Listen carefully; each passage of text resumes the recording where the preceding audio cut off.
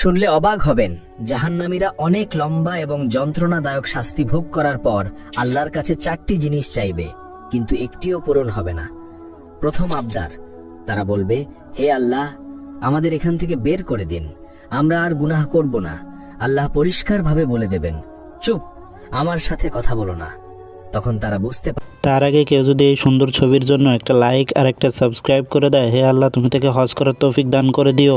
পারবে যে তারা আর কখনো এখান থেকে বের হতে পারবে না। দ্বিতীয় আবদার, তারা জাহান্নামের রক্ষক মালিককে বলবে, আমাদের জন্য আল্লাহর কাছে দোয়া করুন যেন তিনি আমাদের মৃত্যু দেন। মালিক সঙ্গে সঙ্গে উত্তর দেবেন না, 1000 বছর পর বলবেন, তোমরা এখানেই চিরকাল পড়ে থাকো। তৃতীয় আবদার, তারা শাস্তিদাতা ফেরেশতাদের বলবে, অন্তত একদিনের জন্য আমাদের শাস্তি হালকা করে দিন। ফেরেশতারা বলবেন, তোমাদের কাছে কি স্পষ্ট পথ নির্দেশ নিয়ে রাসূলেরা আসেননি? তারা বলবে, হ্যাঁ। ফেরেশতারা তখন বলবেন, তাহলে এখন নিজেরাই প্রার্থনা করো।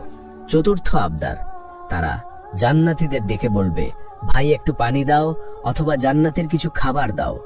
জান্নাতীরা বলবে, আল্লাহ এই সব কাফেরদের জন্য হারাম করেছেন। সবশেষে আল্লাহ বলবেন, আজ আমি তোমাদের ভুলে যাব, যেমন তোমরা আমাকে ভুলে গিয়েছিলে।